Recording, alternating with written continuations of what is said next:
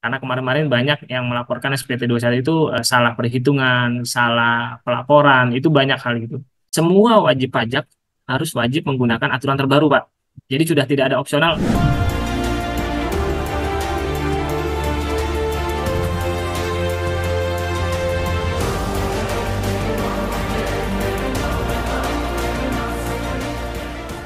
Oke, maaf.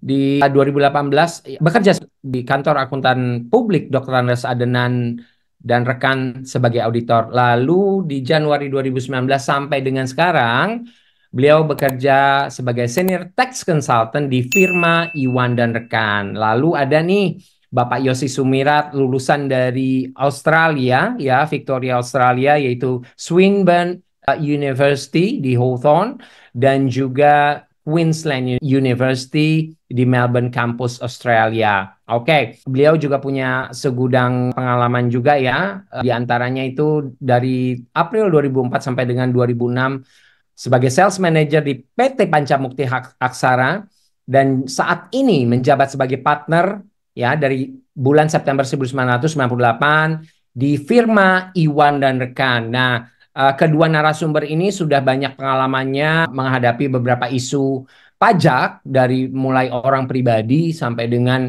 kasus-kasus pengadilan pajak. So, kita sangat beruntung banget malam hari ini sahabat Sadewa Group mereka mau berbagi tentang perubahan peraturan pajak penghasilan 21 nomor 58 dan juga kiat-kiatnya nih karena ini udah bulan Maret ya. Ada SPT orang pribadi, juga ada apa namanya SPT badan ya yang harus dilaporkan ya. Jangan lupa untuk melaporkan ya karena pajak itu bom waktu loh teman-teman. Oke, tanpa berlama-lama lagi saya mau memperkenalkan kedua narasumber yang sangat luar biasa, Bapak Joko Purnomo dan Bapak Yosi Sumirat. Mana nih Pak Yosi Sumirat dan Pak Joko? Oke, Assalamualaikum warahmatullahi wabarakatuh Pak Yosi dan Pak Joko, apa kabar? Waalaikumsalam warahmatullahi wabarakatuh, Pak Anto. Oke, Pak Joko. Halo, Assalamualaikum warahmatullahi wabarakatuh. Ya, hadir, Oke, mantap. Pak Joko dan Pak Yosi kayaknya udah nggak sabar ya untuk sharing ya tentang perubahan pajak penghasilan 21 ini, lalu kiat-kiatnya untuk menghadapi SPT tahunan untuk orang pribadi dan badan. Oke, saya nggak mau berlama-lama lagi, saya kasih panggungnya ke Bapak Joko ya, yang mau bahas tentang aturan PPh pasal 21. Silakan Pak Joko, panggungnya untuk Bapak. Baik, terima kasih Pak Anto. Bapak Ibu yang bahagia, selamat malam. Assalamualaikum warahmatullahi wabarakatuh. Salam sejahtera Waalaikumsalam. bagi kita semua. Kita mulai slide terkait PP 58 tahun 2023. Topik diskusi malam ini ada beberapa yang akan kita bahas dan kita di sini sifatnya tidak terpaku oleh aturan aja, tapi mungkin apa aja yang ada di luar nanti kita bahas juga di sini. Pemerintah mengeluarkan PP 58 ini tahun 2023 yang dimana PP 58 ini efektif berlaku di Januari 2024. Ya memang sifatnya sih dadakan. Kami sendiri pun kemarin banyak mencari informasi ke kantor pajak dan beberapa AR ataupun staf di kantor pajak yang kami tanyakan mengenai mekanismenya masih sedikit yang tahu informasi teknisnya seperti apa nanti terkait PP 58 ini di mana latar belakangnya bisa di. Oke, Pak Joko, mungkin sahabat Sadewa Group juga mau tahu ya. Artinya peraturan pajak ini belum wajib berlaku atau gimana Pak Joko? Masih ada pilihankah untuk kita sebagai wajib pajak itu memilih dengan peraturan lama dan boleh juga dengan peraturan baru? Begitu ya Pak Joko ya? Saat aturan ini diterbitkan di Desember ini belum ada juklaknya Pak ya. Maksudnya belum ada juklak apakah kita mau menerapkan perhitungan dengan metode PP 58 atau masih dengan metode yang lama. Tapi di Februari di 2024 sudah ada juklaknya Pak. Itu diatur bahwa per Januari 2024 semuanya wajib menggunakan aturan PP 58 dalam pelaporan SPT 21 perusahaan ya. Dalam hal ini berarti terkait bukti potong karyawan ataupun Oke. tenaga harian lepas di perusahaan-perusahaan Pak. Mungkin sahabat Sadewa Group nggak tahu istilah jungkrak. Apa tuh Pak? Petunjuk pelaksanaan Pak. Oh, petunjuk Ya, pelaksanaan ya, sahabat sadar grup. Oke, petunjuk pelaksanaannya. kayak Tapi tujuan. banyak juga yang masih memberlakukan, terutama di perusahaan-perusahaan itu pakai peraturan lama ya, Pak ya. Awalnya Perbolehkan. di Januari itu mereka masih karena gini Pak. Ini kan berkaitan dengan sistem. kalau untuk develop sistem baru dengan aturan baru ini pasti costnya mahal, Pak. Jadi banyak perusahaan yang masih mau coba memakai sistem yang lama, tapi karena sistem lama itu tidak mengakomodir yang PP 58 itu, nah sekarang itu banyak WP-WP mungkin untuk pelaporan SPT 21-nya itu terlambat semua, Pak. Oke, baik. Saya masih ada pertanyaan lanjutan, tapi silakan Pak Joko untuk Oke, menjelaskan kita slide-nya. lanjut aja ya, Pak. Tujuan kenapa pemerintah mengeluarkan PP 58 itu pertama adalah untuk mempermudah karena aturan yang lama itu perhitungan itu bagi beberapa orang itu sulit dianggapnya. Nah, dengan aturan yang terbaru ini pemerintah merakum agar aturan ini friendly user gitu, Pak. Jadi semua orang itu bisa ngitung. Kita karyawan sendiri pun bisa menghitung gitu tanpa dengan embel-embel dulu ada pengurang, penambah, disetahunkan. Sekarang sudah tidak ada lagi. Jadi sekarang tinggal berapa penghasilan itu langsung dikali rate. Oke, yang kedua adalah meningkatkan kepatuhan. Diharapkan dengan adanya aturan ini, DJP berharap semua bisa melaporkan SPT 21 dengan benar. Karena kemarin-kemarin banyak yang melaporkan SPT 21 itu salah perhitungan, salah pelaporan, itu banyak hal gitu. Dan ketiga itu mempermudah membangun sistem. Nah, ini sebenarnya DJP juga mengcreate sistem agar semuanya itu bisa kerekod. Nah, di sini yang jadi topik banyak orang nanya, wah nanti penghasilan saya ketahuan dong di DJP. Betul sekali. Itu Pak. Oke, selanjut.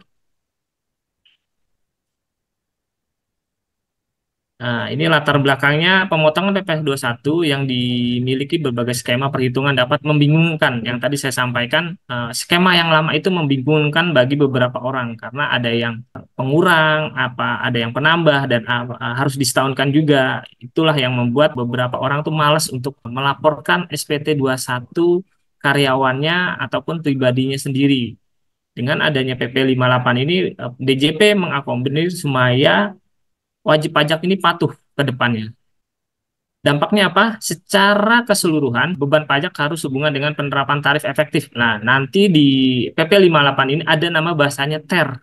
Mungkin beberapa dari wajib pajak itu bingung, TER itu apa sih? Ya, itu tarif efektif rata-rata. Nah, penerapan tarif efektif rata-rata ini bagi pegawai itu hanya digunakan dalam melakukan perhitungan PP Pasal 21. Dalam artian, nanti DJP sudah mengklasifikasi penghasilannya berapa sampai dengan berapa, tarifnya berapa. Nanti kita akan lihat di slide selanjutnya.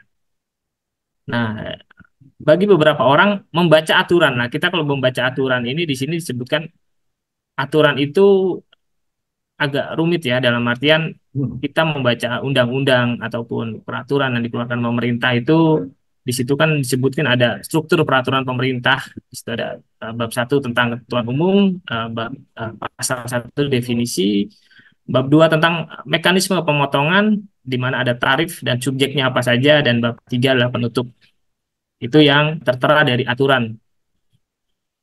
Tarif pemotongan PP pasal 21 untuk setahun masih sama, di mana sama ini yang saya bilang masih menggunakan tarif pasal 17. Dalam artian PTKP di bawah apa namanya PKP 0 sampai dengan 60 juta masih 5%, 60 juta sampai 250 15%, 250 sampai dengan 500 juta 25%, 500 juta sampai 5 miliar 30% dan seterusnya. Ini masih sama untuk PTKP setahun ya. Dalam artian ini PP 58 ini hanya menghitung mekanisme PPh 21 bulanan. Kalau untuk tahunannya masih sama, pasti pakai pasal 17. Nah, ini yang tadi saya sampaikan apa namanya itu TER. TER itu adalah tarif efektif rata-rata. Nah, dari TER ini diklasifikasikan ada TER A, TER B, TER C. TER A itu apa aja sih? Mungkin bagi beberapa orang bingung dengan TER atau PTKP. PTKP adalah penghasilan tidak kena pajak, di mana DJP itu mengklasifikasikan penghasilan berapa yang tidak kena pajak untuk beberapa orang. Di sini ada TK0. TK0 ini adalah bagi wanita atau bagi pria yang belum menikah, itu di DJP disebutnya TK0, batasannya adalah penghasilan 54 juta ke bawah itu tidak kena pajak. Dan ada TK1 dan K0. K0 ini adalah bagi laki-laki yang sudah menikah tapi belum memiliki anak. Itu disebut K0. Dengan batasan PTKP-nya 58.500.000. Dan di sini ada TER B. TER B itu apa aja yang masuk? TK2. TK2 itu berarti asumsinya wanita yang menanggung orang tua atau single parent, itu TK2 dengan tanggungan 2 orang ya. K1 menikah memiliki anak 1, TK2 dan K1 PTKP-nya sebesar 63 juta dan TK3 sampai dengan K2 67.500.000. Terse ini paling tertinggi, di mana terse ini khusus untuk K3, berarti menikah dengan 3 anak. Batasan penghasilan tidak kena pajaknya adalah 72 juta. Dan di sini juga tarif efektif ini mengatur tentang penghasilan untuk tenaga harian. Di sini adalah tenaga harian yang dibayarkan bulanan atau tenaga harian yang dibayarkan setiap hari. Pemerintah mengatur batasnya berapa sih? Batas yang ditentukan oleh pemerintah adalah penghasilan per hari 450.000 itu tidak kena pajak. Dalam artian pajaknya adalah 0%. Tapi kalau untuk penghasilan 450.000 sampai dengan 2.500.000 per hari itu adalah 0,5% kali penghasilan per harinya. Nah, di sini udah ada klasifikasi tarif pajak TRA. Mungkin bagi beberapa nih bingung nih, karena ada beberapa tarif yang dari 1 sampai 43 tarif. Jadi kita lihat dari tarif pertama, yaitu penghasilan 0 sampai dengan 5,4 juta per bulan. Jadi take home pay. Jadi kalau kita bicara brutonya berapa yang kita terima per bulan, itu kita lihat. Misalnya kita bisa tahu nih, kita ngukur penghasilan kita sebulan itu 5,4 juta. Berarti dengan status kita masih single atau kita perempuan tidak punya tanggungan. Berarti kita masuk ke TRA dengan tarif pajak 0%. Kalau kita punya penghasilan 5,5 juta, kita masuk ke klasifikasi kedua, berarti tarifnya 0,25%. Ini langsung dikali bruto per bulan. Tarif-tarif ini tujuannya apa? Yaitu untuk mempermudah. Jadi semua kalangan, semua orang bisa menghitung pajak kita sendiri. Kira-kira sebulan itu berapa sih pajak kita? Kita bisa hitung sendiri. Ke TRB. Nah, yang membedakan TRA TRB adalah batasan. Batasan tidak kena pajaknya dengan klasifikasinya, itu yang membedakan. Jadi yang tadi 0 sampai 5,4 juta tidak kena pajak, sekarang jadi 0 sampai 6,2 juta tidak kena pajak. Ini tarifnya juga berubah dengan 43 tarif sama. Jadi kalau misalkan kita dipotong yang salah dari perusahaan, kita bisa cross-check sendiri dengan TRA atau TRB yang berlaku ini. Lanjut ke TRC. Nah, TRC ini untuk K3 dengan minimal itu 0 sampai 6.600.000. Itu yang tidak kena pajak, dan seterusnya tarifnya sudah ada dalam lampiran aturan PP 58. Nanti bagi Bapak Ibu yang mungkin mau cross-check atau mau lihat pajak saya berapa, bisa dilihat nanti di PP 58, itu bisa di searching ya di Google. Nah, kita ada contoh. Dengan penerapan PP 58 ini ada efek sampingnya juga. Dalam artian efek sampingnya juga simulasi yang kita lakukan atau dari DJP lakukan, pajak bulanan itu mungkin akan lebih kecil dibanding pajak yang sebelumnya. Cuman efeknya apa? Nanti pajak di Desember akan jauh lebih besar perhitungannya. Jadi ya, kita ambil contoh gaji 10 juta. Kalau kita menghitung dengan metode lama adalah gaji 10 juta dikurangin biaya jabatan 5% kali 10 juta dapatlah 500.000, dikurangin iuran pensiun, dapat netonya 9,4 juta, dan 9,4 juta ini yang disetahunkan. Nah, metode lama itu kita hitung per bulan, dari gaji kita bulan berapa, kita setahunkan. Dari setahunkan itu dikurangi PTKP. Yang tadi PTKP itu ya TK0, K1, K2 itu berapa, PTKP-nya dapatlah PKP, penghasilan kena pajak. Di penghasilan kena pajak itu baru kita lihat klasifikasi kita masuk ke yang 0 sampai 60 juta atau 60 juta ke atas. Nah, di sini masuk di klasifikasi yang 5%, 54.300.000 dikali 5% dapatlah angka 2.715.000.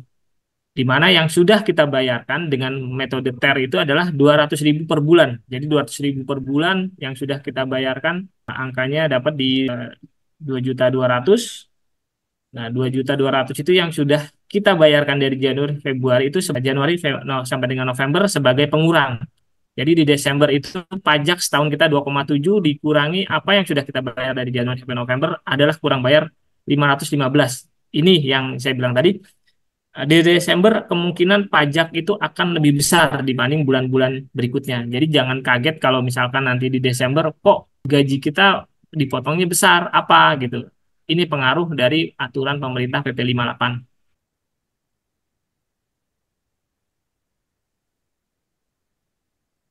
Oke, di sini kami disebutkan subjek penerima. Subjek penerima itu adalah siapa-siapa aja sih yang menerima penghasilan dan mereka masuk ke klasifikasi perpajakan di mana perhitungannya seperti apa. Di sini kita lihat bahwa misalkan pegawai tetap atau pensiunan, TNI Polri, PNS, atau anggota Dewan Komisaris, di situ masih perhitungannya menggunakan tarif yang seperti kemarin. Untuk bulanan itu kita kali TER, dan untuk setahunnya kita hitung setahunan. Dan untuk pegawai tidak tetap yang di mana pembayaran itu bisa dalam bulanan atau tidak bulanan dibayar, nah, itu mempengaruhi perhitungannya. Dan di sini ada bukan pegawai dalam artian honorer, peserta kegiatan, peserta program pensiun mantan pegawai. Mana perhitungannya ini juga beda, penghasilan bruto dikali 50% dikali tarif level 17. Nah, perhitungan-perhitungan ini yang menjadi dasar penerimaan kita dari wajib badan yang kita terima gitu. Di sini kita perinci lagi subjek pemotong. Subjek pemotong itu adalah sumber penghasilan. Kalau kita bicara sumber penghasilan, berarti pemberi kerja kita, baik itu perusahaan, instansi pemerintah, atau dana pensiun, pemberi kerja, instansi pemerintah. Nah, subjek penghasilan penerima ya adalah pegawai, dewan komisaris, PNS, dan lain-lain. Dasar pengenaan pajaknya itu digolongkan berdasarkan subjek penerima penghasilan. Kalau dia pegawai tetap, PNS, pensiun, atau dewan komisaris, kita menggunakan tarif TER, tarif yang tadi. Tapi jika dia bukan pegawai tetap atau pegawai harian, itu menggunakan tarif PTKP harian. Ini hampir sama, penghasilannya, kategorinya masuk di mana-mana, itu yang kita potong. Bisa dilanjut. Ini adalah perbandingan perhitungan yang lama dengan perhitungan yang baru. Kalau perhitungan yang lama, penghasilan bruto sebulan dikurangi biaya jabatan atau pensiun, dikurangi biaya pensiun, disetahunkan terdahulu, habis itu baru dikurangin PTKP, baru dikali tarif pasal 17.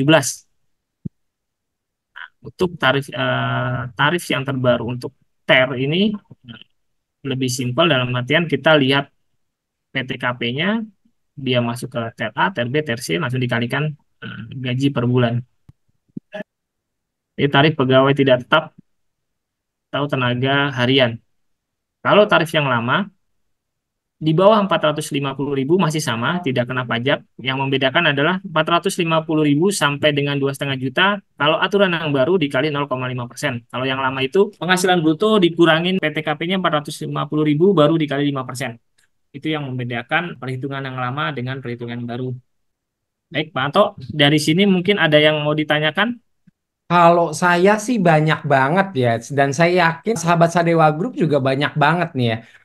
Gini, saya note beberapa pertanyaan nih Pak Joko ya. Mungkin saya mewakilkan dari sahabat Sadewa Group yang hadir pada malam hari ini ya, yang baru pada hadir saya ucapkan terima kasih ya untuk hadir di tengah-tengah kesibukan sahabat Sadewa Group. Pak Joko, jadi gimana nih Pak? Kalau kan jutlaknya petunjuk pelaksanaannya ini belum firm ya dari DJP atau tuh Mbak Ibu Famelia masih bingung Pak. Oke, sebentar ya, sabar, sabar. Saya juga bingung. Oke, jadi gimana Pak Joko? Pakai peraturan yang lama kah atau yang baru dari kacamata seorang Pak Joko sebagai tax consultant nih, sebagai konsultan pajak harus apa nih baik yang dari badan usaha sendiri maupun orang pribadi gimana harus pakai apa rate lama, peraturan lama atau peraturan baru? Oke, juklaknya Pak. Jadi gini, petunjuk pelaksananya itu sudah keluar Pak. Kalau petunjuk pelaksana sudah keluar itu berarti semua wajib pajak harus wajib menggunakan aturan terbaru Pak. Jadi sudah tidak ada opsional, oh saya mau pakai yang lama. Itu udah nggak bisa Pak. Berarti Karena sudah kalau ada ya Pak Joko ya. Oke. Betul Pak. Oke. Lalu berarti memang kalau misalkan yang dari Januari masih pakai yang lama itu nanti gimana Pak di akhir tahun perhitungannya? Beberapa yang sudah melaporkan dalam artian gini Pak, yang beberapa yang sudah menghitung dengan tarif yang lama, mereka dihimbau untuk melakukan pembetulan Pak. Dalam artian pembetulan di sini menghitung menggunakan metode yang baru dan apabila ada kekurangan ataupun kelebihan itu nanti dikompensasi kalau kelebihan ya, kalau kekurangan pasti bayarkan lagi gitu Pak. Hmm, hmm. Oke. Lalu sebenarnya dengan perubahan ini yang harus dilakukan oleh pegawai maupun badan usaha tuh apa sih Pak Joko? Dengan adanya peraturan ini Pak, efeknya banyak Pak ya, karena aturan ini diwajibkan harus mengisi NPWP atau NIK gitu. Jadi saat kita mengentry data gaji di sistem DJP, kalau dahulu itu kan ada namanya ISPT ya, dalam pelaporan pajak itu ada namanya ISPT. Tapi Hmm? SPT per Januari ini sudah ditutup, sudah tidak bisa lagi, dan sekarang sudah menggunakan e-Bupert DJP online. Dan biaya gaji semua mau di bawah PTKP, mau di atas PTKP harus memasukkan NIK atau NPWP. Kalau tidak ada NPWP, kita masukkan NIK. Dan NIK itu harus sama antara nama dan NIK itu harus sama sesuai di KTP. Kalau beda itu tidak bisa masuk. Efeknya apa? Kalau itu tidak bisa masuk, berarti kan dari segi perusahaan itu biaya gajinya itu tidak diakui, Pak. Hmm. Tuh, jadi sekarang tuh bahasanya kalau dulu kita masih bisa keep penghasilan kita dengan udah nggak usah dimasukkan aja NPWP atau NIK gitu. Sekarang sudah tidak bisa Pak, karena di perusahaan itu diwajibkan harus memasukkan NIK atau KTP agar biaya yang terkait dengan gaji ataupun penghasilan lainnya itu harus dilaporkan dalam SPT satu ini Pak. Hmm. Artinya kalau kalau misalkan tidak sama gaji itu tidak bisa menjadi biaya bagi perusahaan ya Pak Joko ya. Iya, Ya, itu jadi sangat dari kalau kita bicara dari sisi perusahaan Pak, mereka itu kan berbicara biaya gaji ya. Kalau biaya gaji itu tidak terlapor dalam SPT satu, otomatis biaya gaji yang tercatat dalam laporan keuangan itu tidak diakui secara fiskal, secara pajak ya. Yang ya. mengakibatkan tarif pajak PPh badan mereka pasti akan tinggi, gitu Pak. Ya, betul, betul, betul. Oke, lalu ngomong-ngomong tentang kita masih ngomong tentang badan. Dalam perubahan ini yang harus dilakukan oleh badan usaha tuh apa sih, Pak? Banyak badan usaha yang mengeluhkan tentang peraturan pajak terbaru ini. Apa keluhan itu, Pak? Boleh di-share nggak, Pak? Dan apa sih solusinya gitu loh bagi para pelaku pemilik usaha gitu, Pak? Oke, yang beberapa klien kami yang sekarang mengeluhkan aja masalah terkait pelaporan ya, pelaporan SPT satunya Pak. Dalam artian yang tadinya mereka hanya melaporkan nama pegawainya tanpa mencantumkan NIK status, sekarang kan diwajibkan harus mencantumkan NIK, NPWP, dan nama alamat dan PTKP-nya. Kalau misalkan kita cuma punya 10 karyawan, sih oke lah. Tapi kalau kita misalkan punya 1.000 karyawan, kalau administrasi data kita tidak lengkap dan tidak benar, itu akan susah untuk pelaporannya, Pak. Baik, Sekarang tuh kita lagi banyak kolek data terkait data pribadi karyawan, Pak. oke. Gitu ya, Oke. Pak Joko ya. Ya, Saya akan bacakan beberapa pertanyaan juga. Kayaknya ada beberapa nih ya, Pak Joko ya. Nggak apa-apa ya, Pak Joko ya. ya nggak apa-apa, Pak. Jadi biar nggak bosan, Pak ya, kalau denger Oh, kita berdua dari ngomong aja. ya. Saya mau ini kalau dari oke, dari mana dulu nih? Banyak juga ya. Yang sakit mudah-mudahan cepat sakit ya. Oke, Eh, cepet yang cepat sakit jadi itu kan. Lekas sembuh, maaf. Ini ada bacaan cepat sakit. ada ini ada pertanyaan nih Mas Anto Pak Joko dari Yosia Ratkrira. Peraturan Oke, efektif per kapan Pak? Per Januari kah katanya. Ya, per Januari, Oh, Bu. udah dijawab sama Pak Jun. Iya. Ini ada lagi pertanyaan dari Pak Sekti.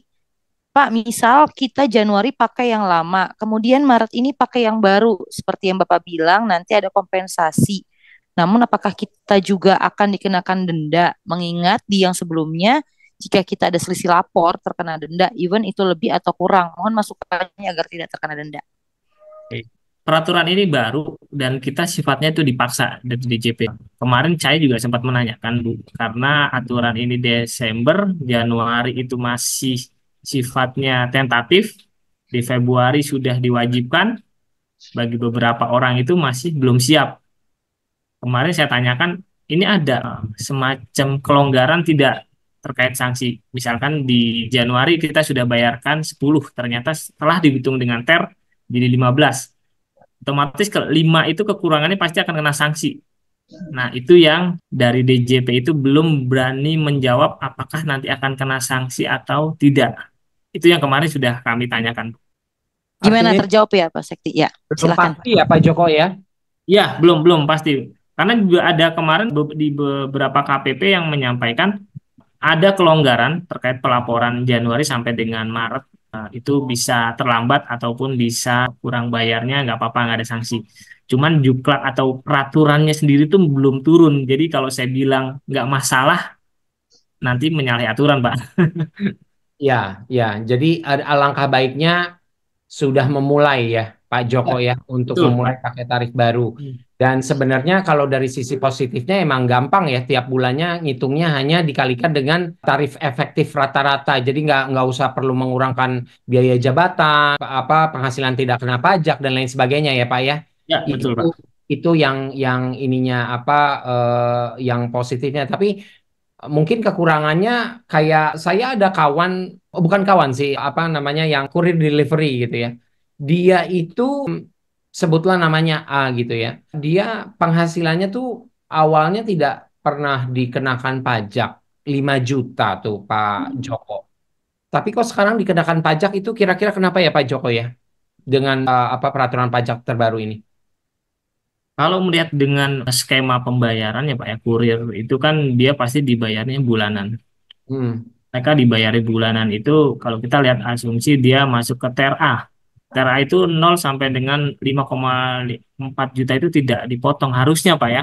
harusnya ya. Harusnya tidak Berarti dipotong gitu. Cuman kalau misalkan dari sisi perusahaan itu menganggapnya itu sebagai komisi, beda ya. Kalau tadi sebagai komisi kan berarti kan karyawan tidak tetap atau karyawan pas yang dianggapnya eh, mereka tuh terima ya gaji atau uang itu nggak sama tiap bulan, Pak. Nah, itu bisa langsung diasumsi dengan gaji kali 50% dan dikali tarif pasal 17.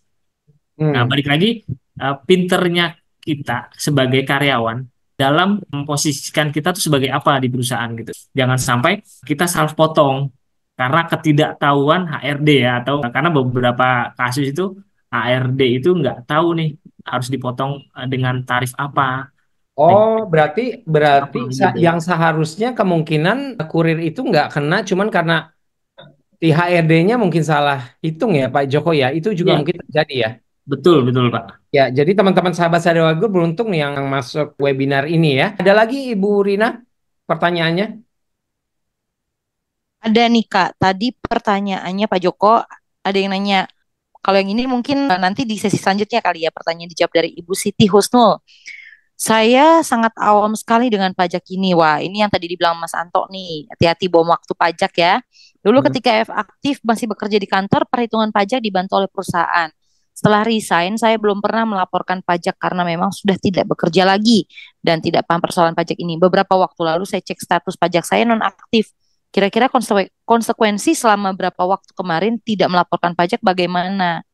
Apakah juga terkena denda walau tidak memenuhi batas minimal wajib pajak dan statusnya sudah nonaktif? Oke, Gimana tuh Pak? Kalau udah lama. dari sistem DJP pajak, jika WP pribadi ini dalam batas waktu tertentu tidak melaporkan SPT/OP-nya, mereka NPWP-nya akan dianggap tidak efektif, non efektif gitu. Jadi dengan status non efektif ini berarti dianggap WP tersebut tidak ada penghasilan atau tidak ada income lah gitu. Dan itu kalau memang kenyataannya mereka tidak ada income, nggak masalah. Berarti kita kewajiban kita untuk melapor itu tidak perlu.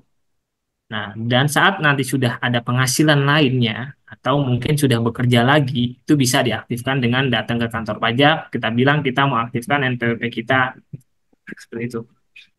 Oke, terjawab pertanyaannya mungkin ya Ibu Siti ya. Ibu Siti, Oke, Bu Rina ada pertanyaan lain lagi?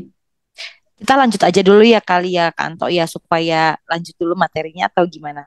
Oke, Ada Oh, dua pertanyaan lagi kayaknya nanti di selanjutnya sih. Oke, materinya memang udah cukup segini aja ya Pak Joko ya. Oh, oke. Sebenarnya materinya sih ke depan itu lebih banyak ke kasus sih Pak Anto ya. Maksudnya kasus itu kayak Oke. kalau kita karyawan tetap, kita karyawan kontrak itu seperti apa perhitungannya gitu. Cuman kalau misalkan kita membahas itu mungkin bagi beberapa orang tuh agak pusing.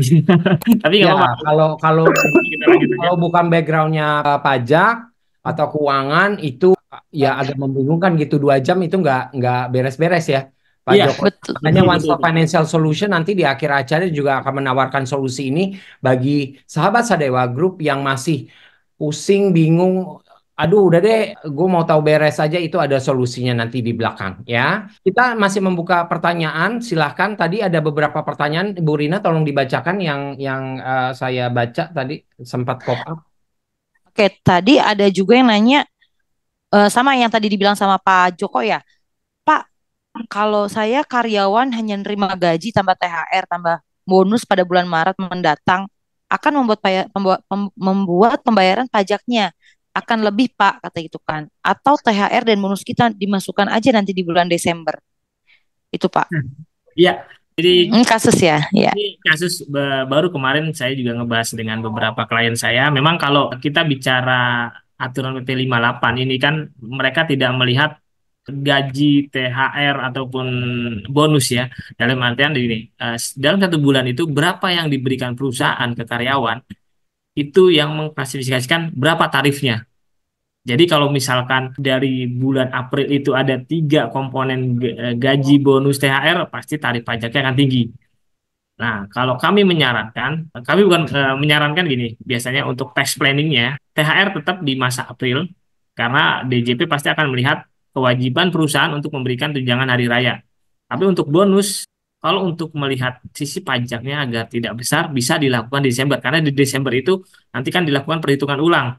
Jadi pajaknya itu benar-benar real yang setahun itu berapa gitu. Tapi kalau misalkan dimasukin ke masa April, itu pasti jauh akan lebih besar.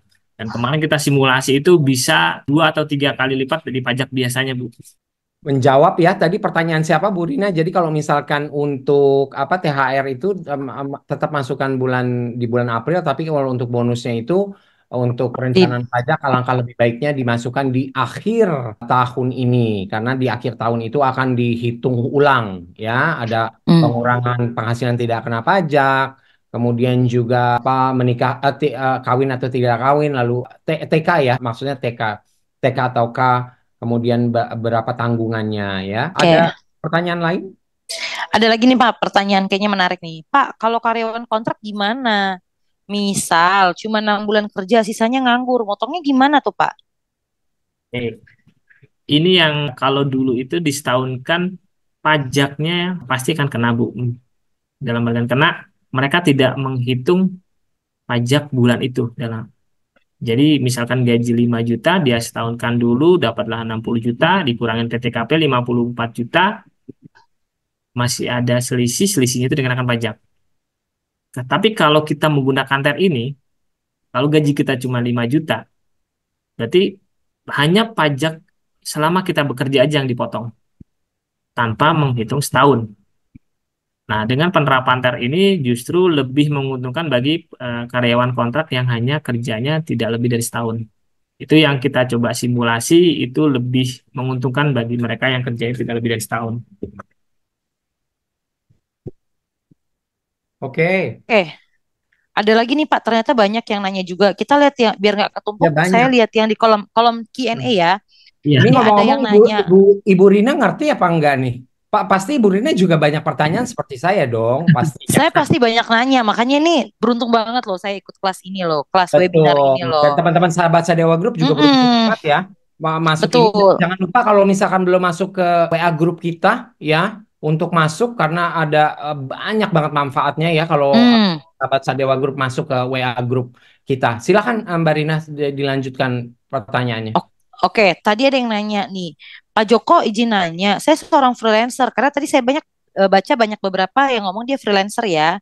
Ada yang di luar negeri, ada yang dalam negeri. Nah, dibilang seorang freelancer di sebuah company di Tangerang. Kemarin gaji saya izin ya karena memang dibilang 2,6 juta dikarenakan pajak sebesar 130.000, perhitungan ini nanti akan nanti akan ada bukti potong. Tapi yang saya bingung, Pak, perhitungan pajak seperti apa yang akan digunakan? Mohon pencerahannya. Oke, baik.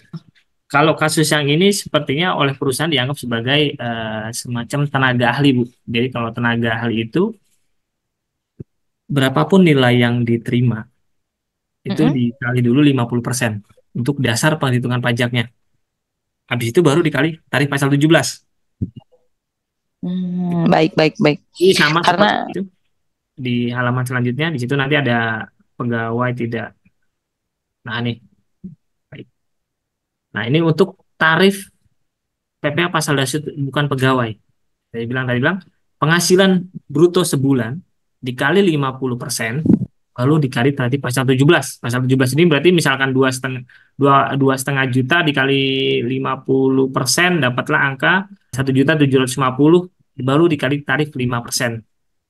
Nah, perusahaan hmm, menerapkan itu, dan kalau kita dipotong itu kita wajib minta bukti potong, karena itu bukti potong itu hak kita, uang kita yang dipotong yang harus kita laporkan ke negara. Jadi kalau misalkan nanti kita ada pertanyaan dari kantor pajak, oh kita sudah bayar pajaknya, kita sudah dipotong, ya, itu tidak apa namanya tidak akan dipotong lagi ke depannya. hmm. Dan pihak yang pemberi kerja itu harus wajib untuk memberikan bukti potong itu ya Pak Joko ya, betul Iya, ya? betul. Ya. Betul, Dan Pak. banyak orang nggak tahu tentang ini juga nih bagi teman-teman freelancer atau yang istilahnya bukan karyawan tetap ya. Jadi Hmm. nggak Jadi ngerti. perusahaan itu terkadang gampangnya mereka menerapkan sistem itu, Pak Anto. Kalau mereka, sebenarnya gini, kalau kita bicara tax planning itu bisa aja sih dimasukkan sebagai tenaga harian. Dengan tenaga harian kan kalau misalkan dia seharinya dibayar kurang dari 450.000, dia kan Hmm. tidak kena pajak. Ya.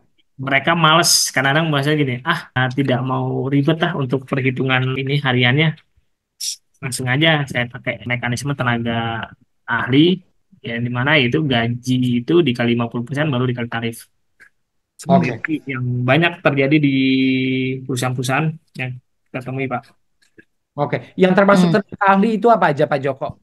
Kalau tenaga ahli ini biasanya freelance ya, kayak arsitek, kayak kalau sekarang itu konten kreator juga bisa masuk ke tenaga ahli. Pokoknya yang berhubungan dengan keahlian, Pak. Services juga kalau misalkan dia dalam bentuk pribadi bukan badan hukum, itu mereka bisa masukkan sebagai tenaga ahli. Oke, kemudian gini Pak Joko, ini yang saya tahu, saya termasuk dalam komunitas virtual assistant ya. Kami banyak mendapatkan apa, bukan kami banyak mendapatkan, tapi ada beberapa yang mendapatkan apa namanya income dari luar negeri, dari UK, dari United States atau Singapura. Nah, itu penghitungan pajaknya gimana? Apakah mereka sudah memotong atau kita melaporkan dan memotong sendiri atau gimana Pak Joko? Oke, ya untuk penghasilan dari luar negeri, jadi ada cash selama tidak terikot. Terikot dalam artian kalau YouTuber itu kan ketahuan ya Pak, dari luar negeri itu berapa, ada data yang di-share ke kantor pajak penerimaan kita dari luar negeri, dan itu sudah dipotong dari luar negeri, dari Amerika itu sudah dipotong PPh-nya. Hmm. Jadi di waktu kita di Indonesia terima income itu kita hitung ulang, dalam artian kita terima berapa dan yang sudah dipotong berapa di luar negeri itu sebagai kredit pajak. Cuman kalau kita tidak dipotong oleh pemberi kerja dari luar negeri, itu pure semua harus kita bayarkan sendiri.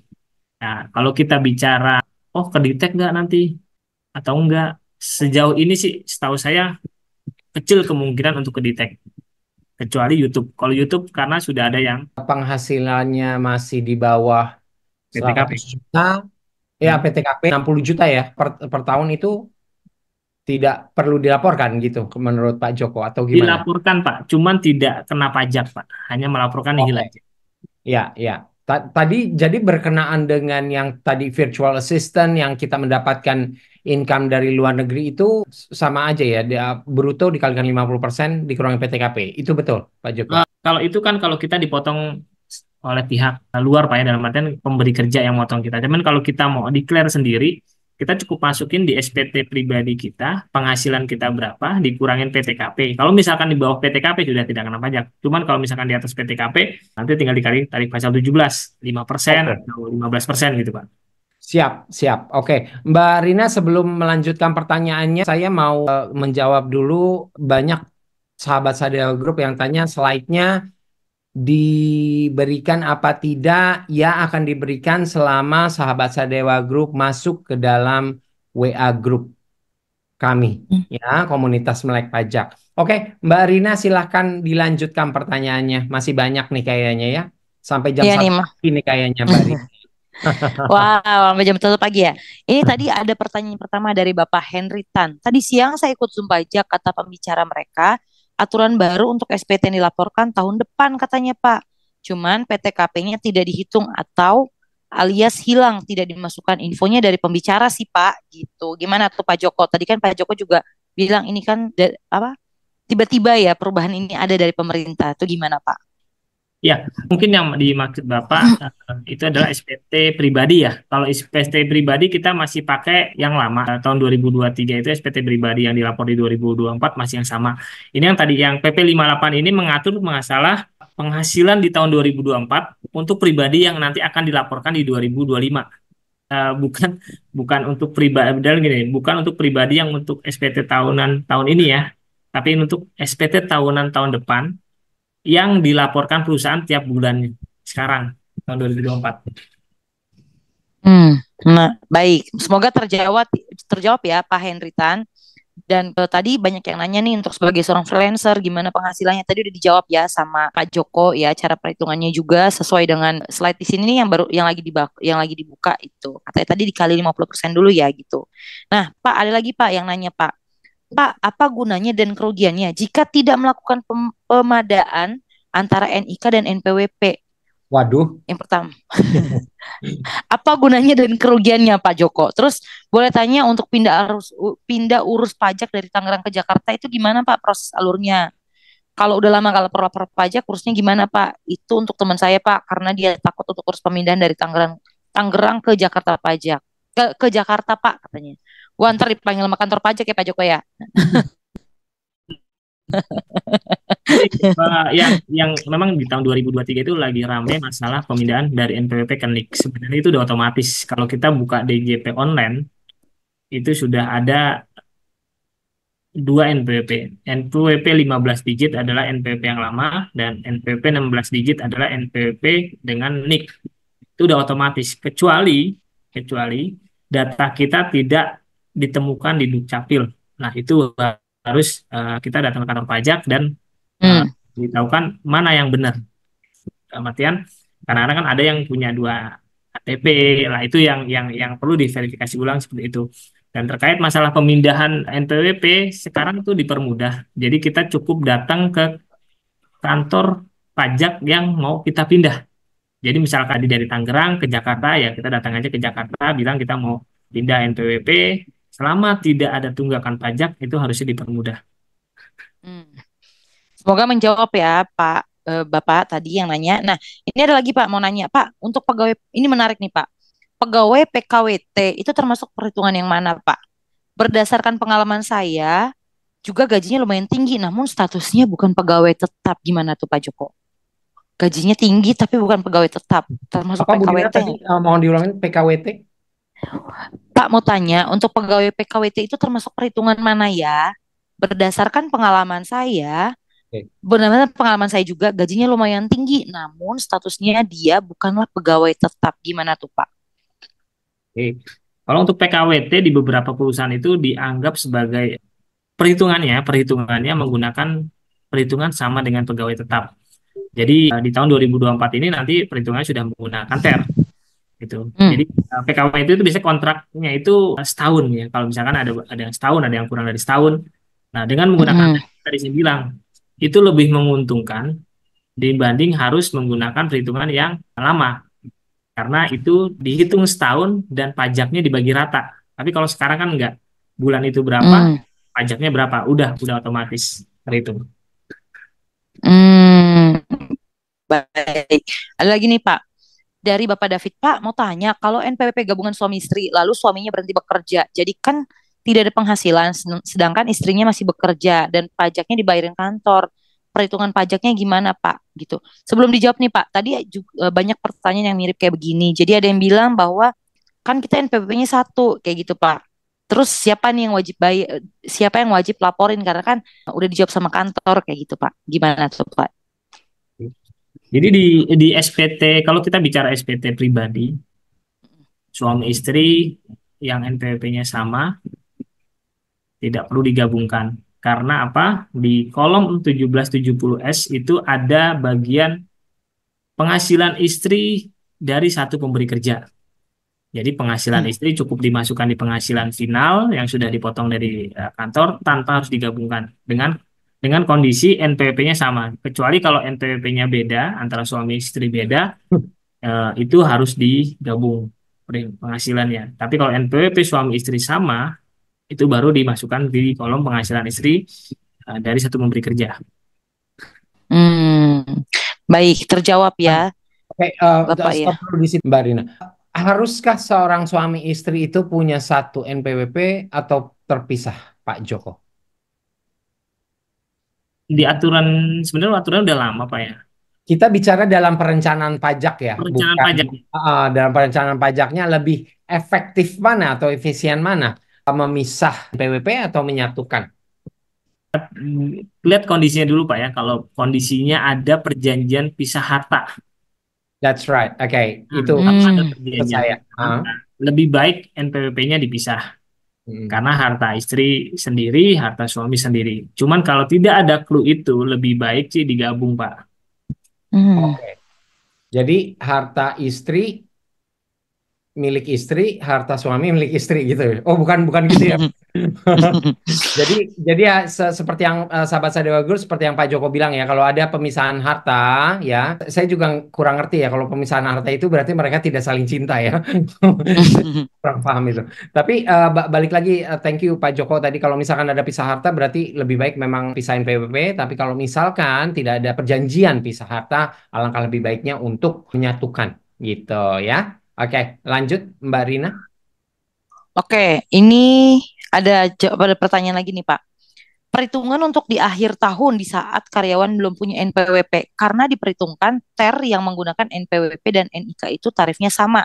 Apakah di akhir tahun untuk karyawan yang tidak ber-NPWP tarifnya akan sama juga atau lebih tinggi dari yang ber-NPWP? Ini karyawan harus notice ya, jangan dibayar sama kantor, dilapor. Kita terima-terima aja ya Mas Anto ya Pak Joko ya. Jadi Ya. benar-benar harus tahu juga nih gitu. Gimana nih Pak Joko menanggapinya?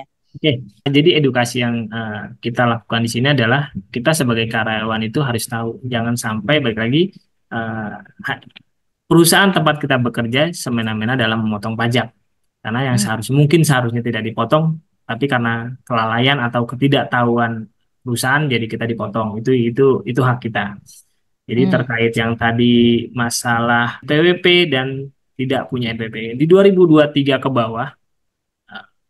Jika kita tidak punya NPWP, ada kenaikan tarif. Dalam artian, misalkan kita kena tarif 5%, dapat pajaknya berapa, ada penaltinya 20%. Itu jika kita tidak mempunyai NPWP. Tapi di tahun 2024, sudah tidak ada itu lagi. Jadi kalau tidak punya NPWP, ya pasti punya NIK. Itulah dasarnya sekarang perusahaan untuk memotong itu NIK. Gitu ya.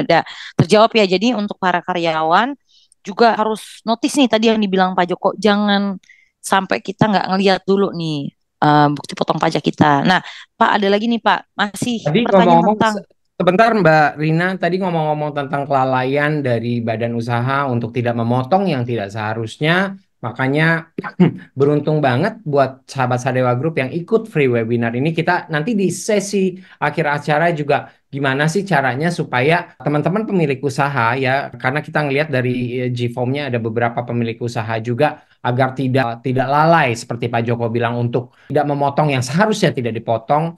Nanti again saya bilang One Stop Financial Solution by Sadewa Group punya solusinya di akhir sesi nanti. Oke, silakan Mbak Rina dilanjutkan. Oke, Pak Joko ada lagi Pak yang nanya.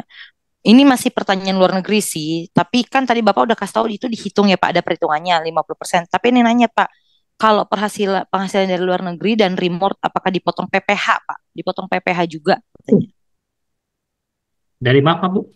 Kalau penghasilannya dari luar negeri, berarti pemberi kerjanya perusahaan dari luar negeri gitu Pak. Dari luar wilayah Jakarta, Indonesia, dan ini remote. Berarti freelancer ya Ibu di sini ya. Apakah dipotong PPh juga? Oke, kalau penghasilan dari luar negeri yang bersumber dari perusahaan luar negeri, mereka pasti sudah melakukan potongan, Bu. Oleh karena itu, Hmm. kita minta bukti potong mereka. Dari bukti potong itu di Indonesia disebut PPh pasal 24. Dalam artian, itu adalah kredit pajak dari luar negeri. Hmm. Indonesia untuk pelaporan SPT tahunan kita hitung ulang penghasilan kita berapa, dan nanti pajaknya itu dikurangi oleh kredit pajak luar negeri tersebut. Jadi kalau kita nggak Hmm. terima kredit pajak, nanti dihitung ulang oleh DJP di Indonesia, justru kita akan nanggung pajak 2 kali. Oh, waduh, waduh, waduh. Jangan sampai nanggung pajak dua kali ya, Bu ya. Tuh tadi Pak Joko udah bilang, jangan Oke, lupa mungkin diminta bukti potongnya. mungkin Mbak Rina itu pertanyaannya adalah kalau misal tadi Pak Joko bilang jika perusahaan, kalau misalkan Mm-mm. yang hire itu adalah individu, misalkan seorang coach Oke. atau seorang trainer, tapi dia tinggalnya di luar negeri, tapi membayar jasa kita sebagai virtual assistant, itu gimana Pak Joko? Berarti kita yang harus declare sendiri ya Pak Joko ya?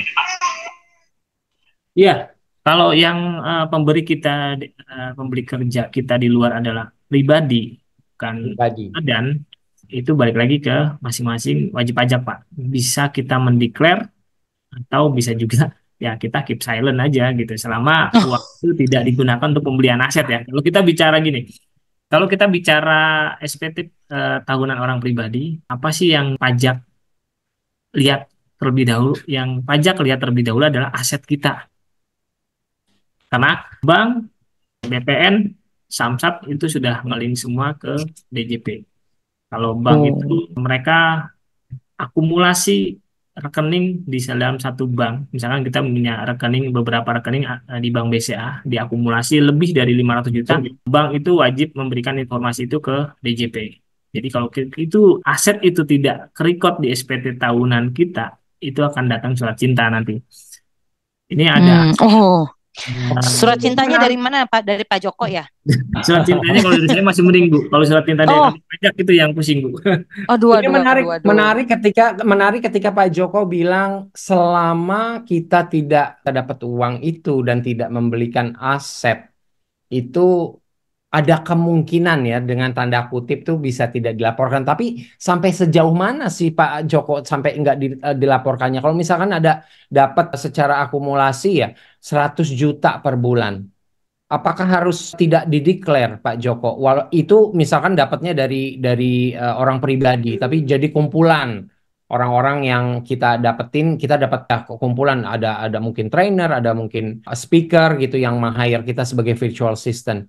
Itu gimana Pak Joko? Hmm. Iya, kalau tadi saya bilang Pak, kalau misalkan kita terima penghasilan dari wajib pajak pribadi yang mereka tidak melaporkan juga income ke kita, selama itu tidak digunakan untuk pembelian aset yang tadi saya bilang kayak tanah, bangunan, atau tabungan yang saldonya di atas 500 juta, itu tidak akan ke detect di kantor pajak. Ya, itu bisa kita gunakan untuk biaya hidup. Ya, kalau kita untuk hari-hari itu tidak akan ke detect ke kantor pajak, Pak. Cuman kalau kita belikan aset yang memerlukan, biasanya kalau kita beli mobil kan mereka akan minta KTP atau NPWP. Kita beli tanah bangunan pasti diminta NPWP KTP, itu pasti akan Hmm. dititip. Makanya di luar itu ya sejauh yang kami alami itu tidak ke masalah lah di pajak, Pak.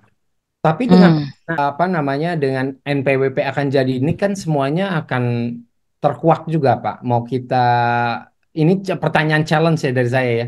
Hmm. Mau kita ngekip segimanapun juga akan ketahuan-ketahuan juga kan Pak Joko ya.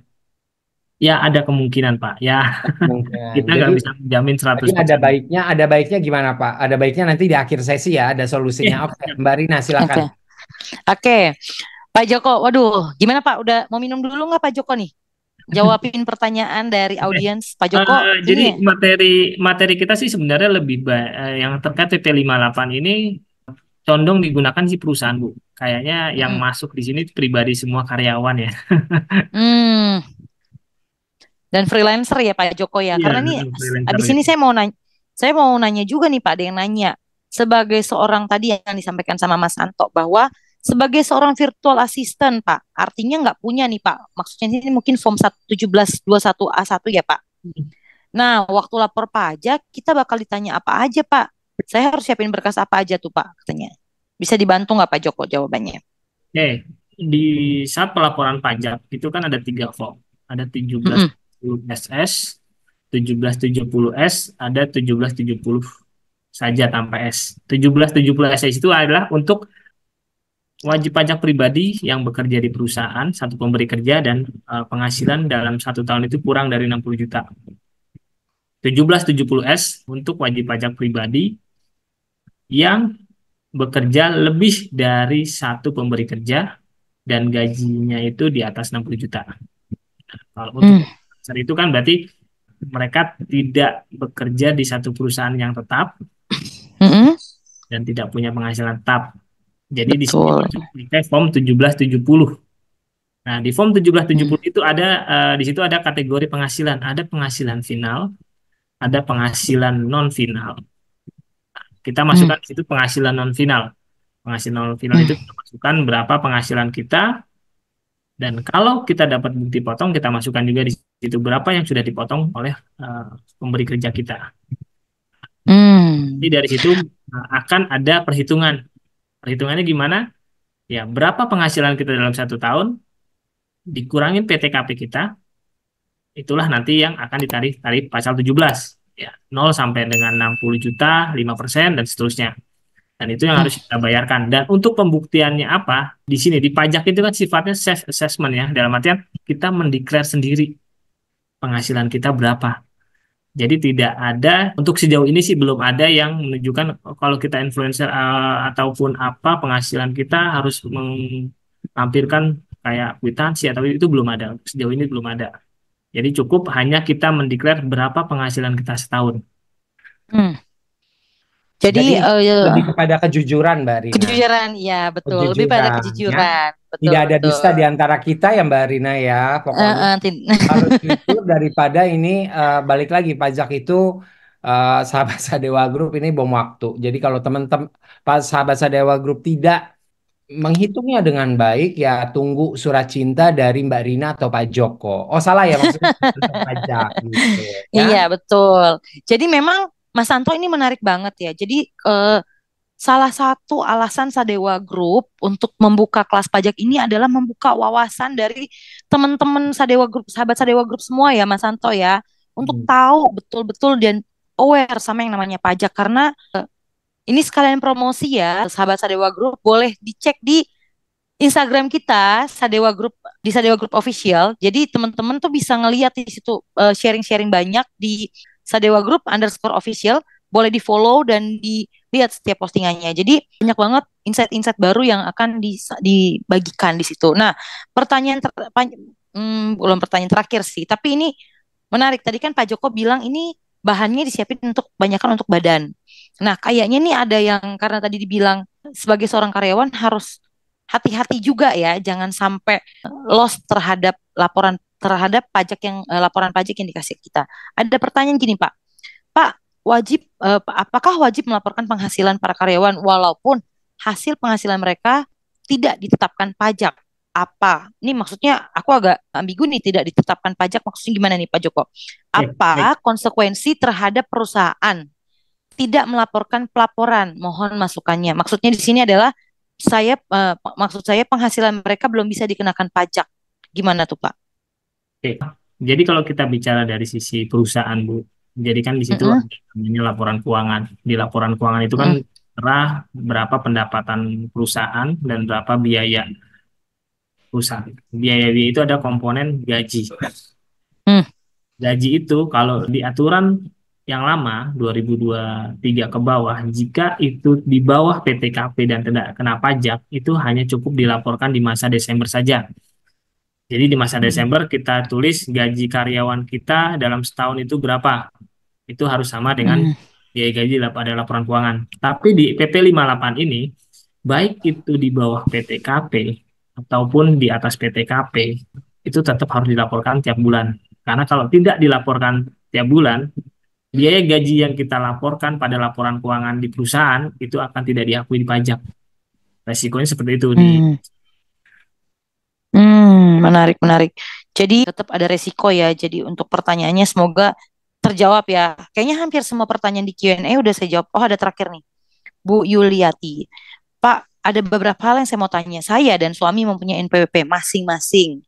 Karena sudah punya NPWP sejak lajang. Waduh, tadi dibilang nih harus boleh di merger ya antara suami istri ya. Setelah beberapa tahun menikah, saya berhenti kerja sekitar 2016 dan jadi ibu rumah tangga. Saya tidak pernah lapor pajak karena udah nggak bekerja lagi, Pak. Tapi status NPWP masih aktif. Apakah saya harus wajib lapor dan apakah saya didenda, Pak? Dan apakah saya dan suami harus gabung NPWP? Seandainya saya bekerja lagi di masa datang, apakah saya lapor pajaknya pakai NPWP yang sama? Itu, Pak. Itu pertanyaannya ada berapa ya Mbak Rina? Satu orang pertanyaannya banyak ya Mas Santo. Saya Oke, cuma bisa nggak jawab. apa-apa, nggak apa-apa. Jadi pertanyaan pertama, haruskah di merge disatukan Pak Joko? Itu dulu ya, Harus Bu. samain itu dulu, betul. Hmm. Padahal Oke. udah nggak bekerja nih Pak, udah lama. Suaminya nggak bekerja, tapi istrinya bekerja sekarang. Salah, keterbalik Mas Santo. Si Oh, istrinya tidak bekerja, tapi hmm. NPWP-nya aktif. Oke. Nah, suaminya bekerja. Perlu nggak di merger? Terus yang kedua, kalau misalkan nanti istrinya mau kerja lagi, gimana lapornya pakai NPWP yang mana? Gitu Pak Joko. Jadi kalau istri sudah tidak bekerja dan SPT tahunan itu sudah tidak dilapor, kita mending kita ajukan penutupan. Kita tutup NPWP istri dan kita ajukan NPWP cabang dari suami. NPWP cabang itu gunanya untuk apa? Jadi sewaktu saat istri mau bekerja sudah punya NPWP sendiri. NPWP sendiri itu bedanya apa dengan suami? Kadang tuh ada kasus, Pak, saya pakai NPWP suami, cuman nggak kedetek di ini karena NPWP sudah kepake di suami. Nah, NPWP cabang itu bisa sebagai solusi dalam artian nomor depannya sama, yang membedakan adalah di angka di belakangnya. Angka belakangnya ada 001, berarti menunjukkan bahwa NPWP istri adalah cabang dari suami. Nah, itu yang banyak apa namanya istri-istri ini yang tidak tahu, jadi masih pakai NPWP yang lama. Saat apa namanya saat pelaporan itu merasa bahwa kan suami saya udah lapor, saya tidak perlu lapor. Itu yang sering di lapangan dan sering dapat surat-surat juga masalah pelaporan seperti itu.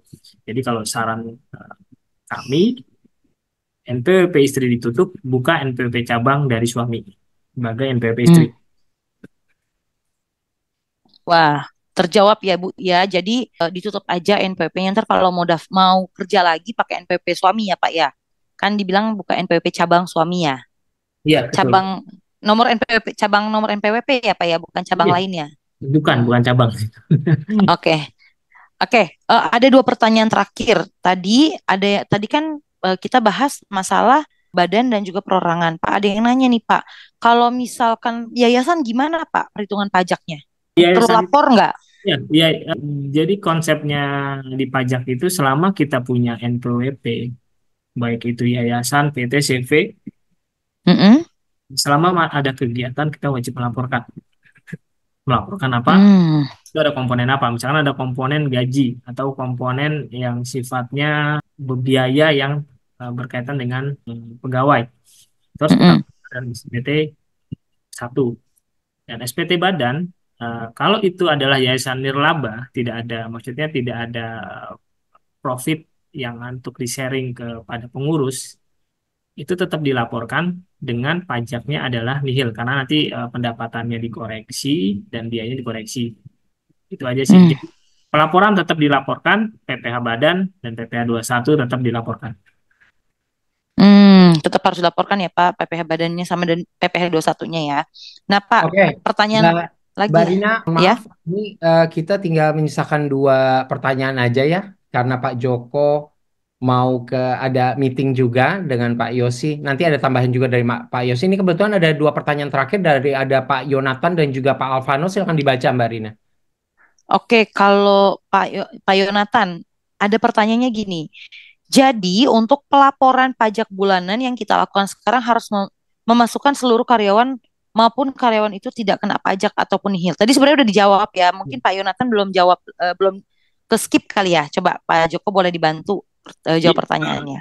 Kalau yang aturan yang lama 2023 itu tidak perlu dilaporkan bulanan. Mm-mm. Dilaporkan sekali di masa Desember. Cuman dengan PP Mm-mm. 58 ini yang aturan baru keluar, baik itu penghasilan di atas PTKP ataupun nihil itu harus dilaporkan di SPT 21. Itu wajib tiap bulan dilaporkan. Karena efeknya Mm. mempengaruhi di SPT badan perusahaan terkait biaya gaji. Oh, terjawab ya Pak Jonathan ya, harus dilaporkan Pak. Karena PP nomor 58 ini benar-benar Pak Joko aja sebagai seorang praktisi aja syok ya Pak. Apalagi kita nih yang nggak tahu yang sangat menyepelekan pajak ya Pak. Jadi memang malam ini sekali lagi ditekankan bahwa kita sebagai warga Indonesia jangan sepelein lah masalah pajak gitu. Kalau masih bingung-bingung nanti ada solusi yang diberikan sama Mas Anto di akhir sesi acara lagi. Ada pertanyaan lain nih tadi Pak Alvano, maaf nih pertanyaannya belum ada. Jadi saya kasih pertanyaan terakhir ini ke Pak Jeffrey aja ya untuk PMK 168 tahun 2023. Diterbitkan untuk memberikan kepastian hukum, kemudahan dan kesederhanaan pemotongan PPh 21 oleh pemberi kerja. PMK ini juga untuk mengakomodir penyesuaian tarif pemotongan menggunakan tarif efektif dan tarif pasal 17 ayat 1 Undang-Undang PPh. Seperti apa ketentuan DJP permudahan perhitungan pajak Pak Joko, perhitungan PPh 21 Pak Joko. Ini Oke. pertanyaan terakhir ya.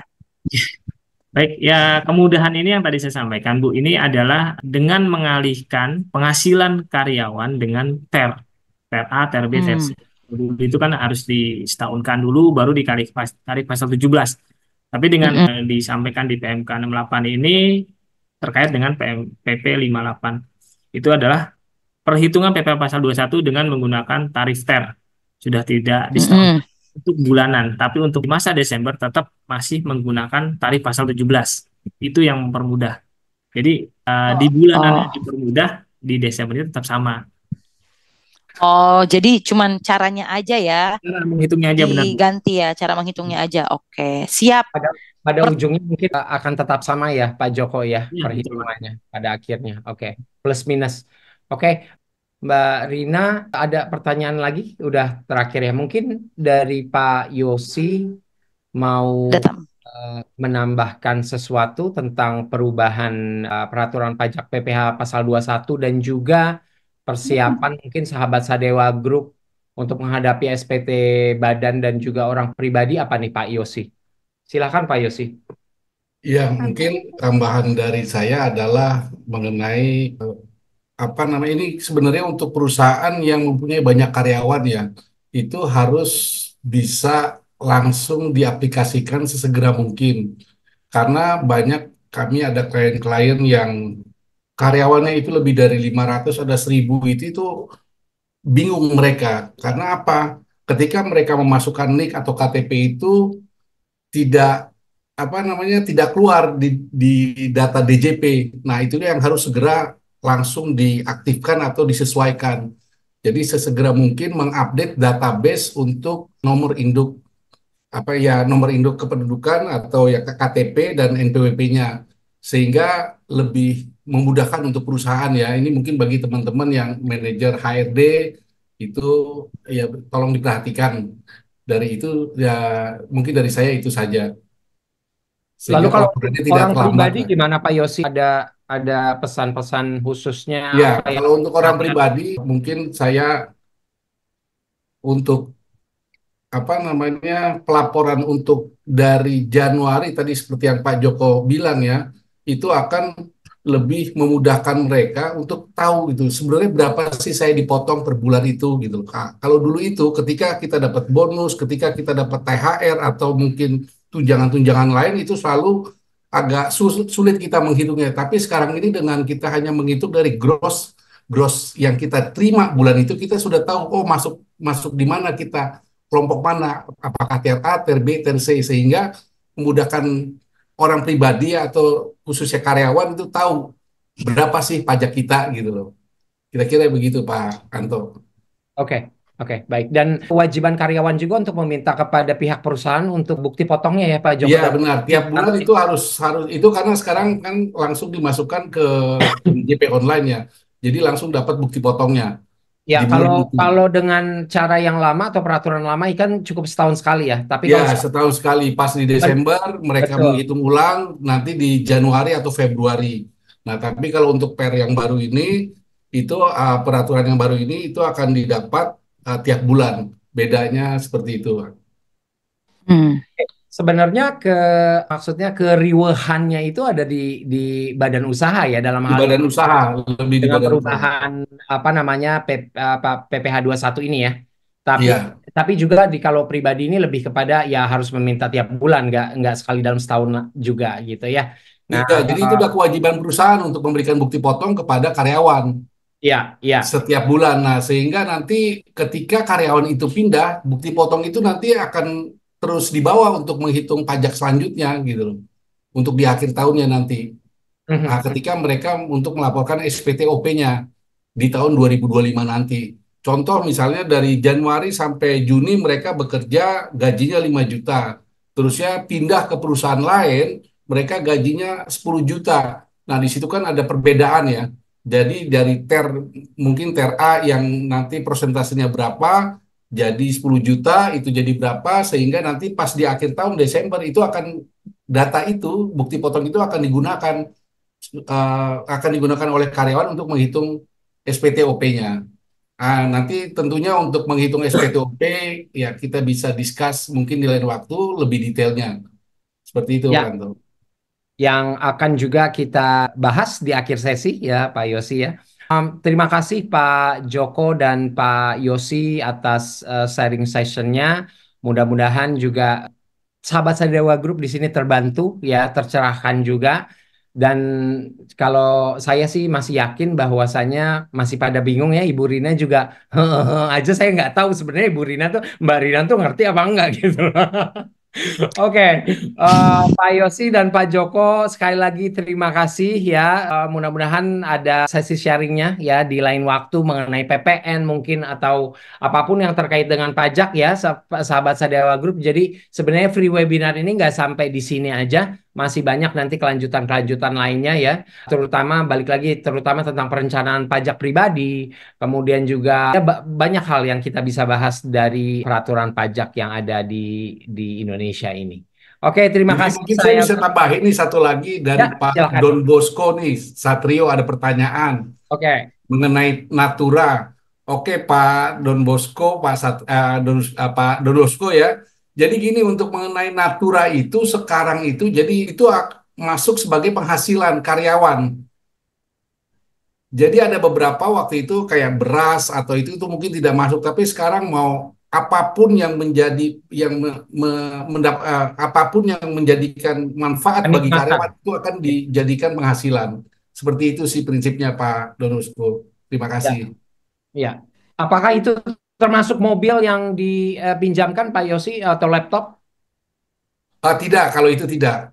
Kalau itu tidak, tapi ketika laptop itu diberikan kepada karyawan, diberikan ya, saya bilang diberikan harganya 10 juta, itu menjadi penghasilan bagi karyawan. Oke. Oh, Kalau makan siang dan lain sebagainya itu Enggak, masuk. kalau itu enggak tergantung juga kasusnya. Kalau makan siang ya, kalau misalnya hanya untuk sekedar makan siang biasa itu sih tidak lah. Aha, Oke, baik, ya. baik. Oke, Pak Yosi dan Pak oke. Joko, kami ucapkan terima kasih ya atas sharing sessionnya. Mudah-mudahan kita berjumpa lagi di free webinar atau sesi-sesi selanjutnya. Ya, terima kasih Pak Yosi, Terima kasih Joko. semuanya. Oke, Assalamualaikum warahmatullahi wabarakatuh. Waalaikumsalam warahmatullahi Waalaikumsalam. wabarakatuh. Teman-teman Oke, jangan live dulu ya, teman-teman sahabat Sadewa Group jangan live dulu. Kita masih ada sesi selanjutnya, biarpun Pak Joko sama Pak Yosi sudah tidak lagi bersama, bukan tidak bersama, mungkin masih ada beliau-beliau di sini. Jadi sebelumnya kami mau ucapkan terima kasih dulu. Ya, silakan Mas Anto mungkin ada penyampaiannya dulu.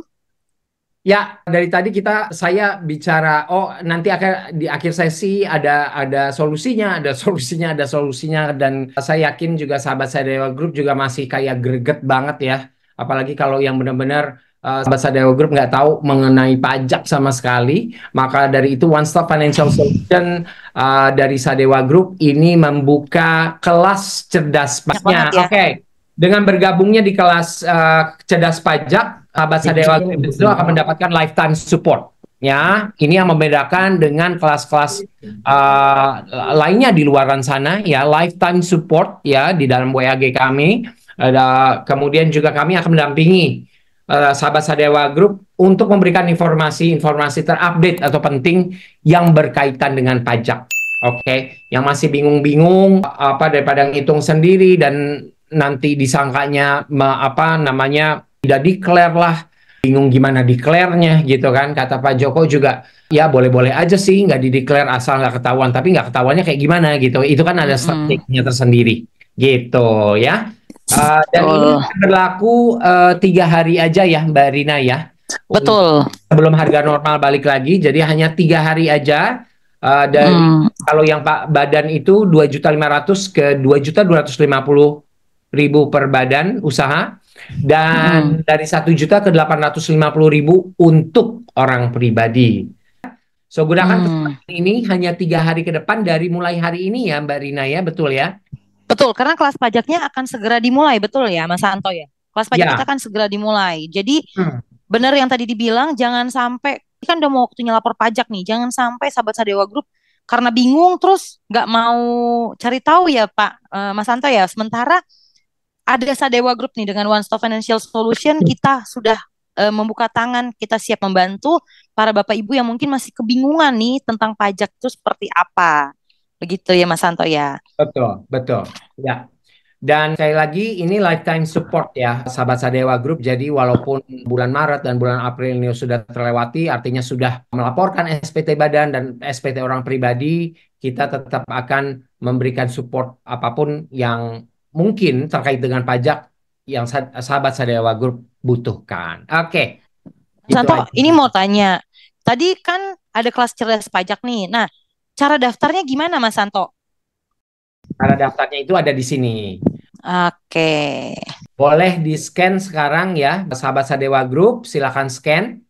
Ya, betul ya, Mbak Rina ya, silakan. Tuh, scan QR code kita di layarnya Bapak Ibu semua, biar nggak ketinggalan. Karena udah mau weekend nanti malah jadi lupa. Mendingan scan sekarang langsung isi dulu pendaftarannya gitu. Karena selain kelas cerdas pajak, ternyata Sadewa Group ini baik banget loh, nyiapin banyak banget kelas-kelas lainnya, yaitu kelas YouTube, kelas public speaking, kelas voice over, dan juga kelas data analis. Nah, tadi yang disampaikan sama Mas Anto, poin plus dari kelas yang disiapkan oleh Sadewa Group adalah lifetime support yang pertama, dan yang kedua yang mengajari itu adalah para praktisinya ya, benar ya Mas Anto ya, praktisi Betul. profesional kayak Pak Joko tadi sama Pak Yosi, jawabannya mantep kan, nggak ada yang bingung kan gitu.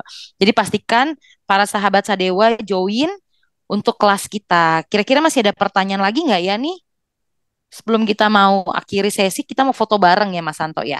Ya, ya, jangan lupa kita kasih kesempatan lagi yuk berapa detik ke depan sahabat Sadewa Group untuk scan barcode yang tertera di layar sahabat Sadewa Monitor.